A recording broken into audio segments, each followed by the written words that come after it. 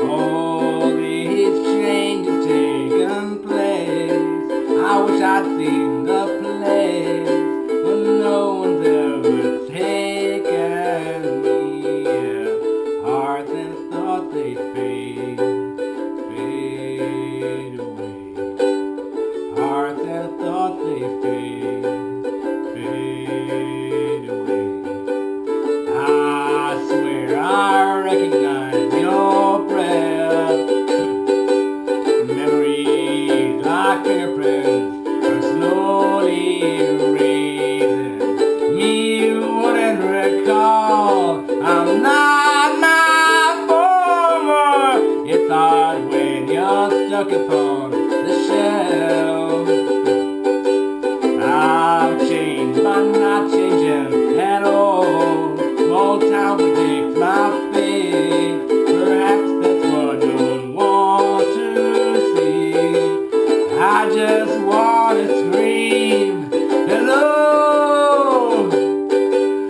My God, it's been so long. Never dreamed you'd return, but now here you are, and here I am. Hearts and thoughts, they fade away. Hearts and thoughts, they fade away. Hearts and thoughts, they fade away. Hearts and thoughts, they fade away.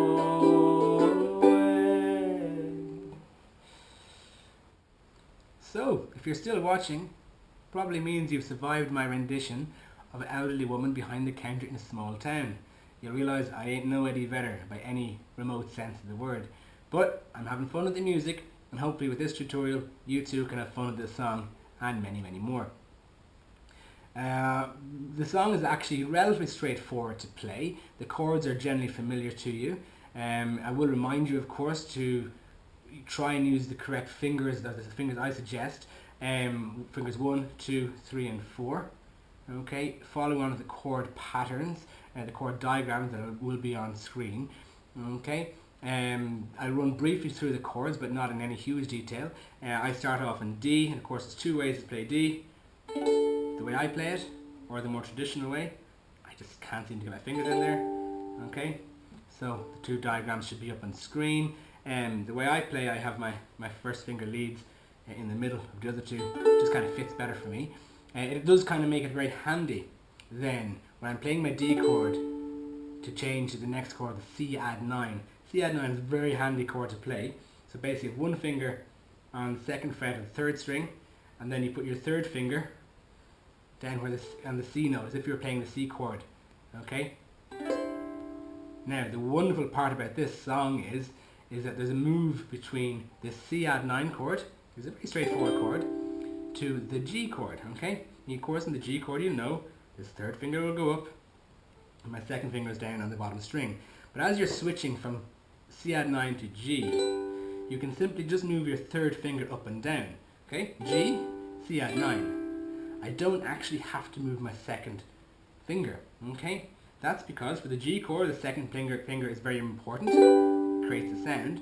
But for the C add 9 chord, I'm effectively hiding my second finger by my third finger, so it doesn't make a difference whether I lift it or not. It just means it's very easy to change, because we're changing a fair bit from C add 9. And it goes, I seem to recognize your face. It's going back and forward. Okay? I'm just switching. Okay? Practice that, it's handy. Again, as always, you want to try and reduce the amount of finger lifting where possible, okay? And that's a great tip. Okay, so basically you have your D, you have C add 9, switches to G, goes back and forward.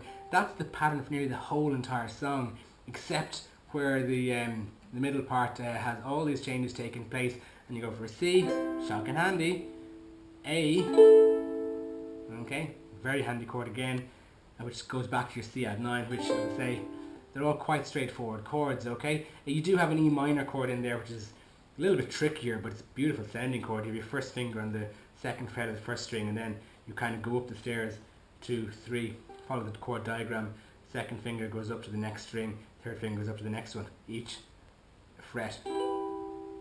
sounds beautiful. It's a little bit spooky, a little bit eerie, that chord. I quite like it.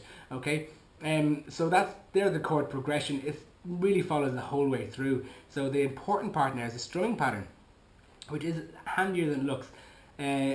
Nearly the whole entire song has the same strumming pattern. Okay, I seem to recognize your face. Of course, I start the song with 2 bars of the kind of main chord progression: D, C add 9, G, C add 9, G. Okay, goes like this. To begin with, I seem to recognize your face.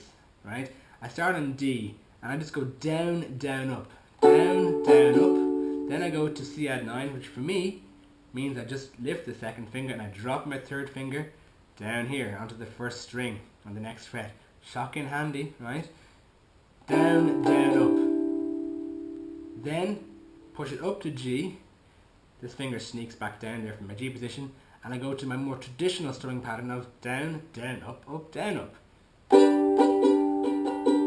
Okay, let's go again.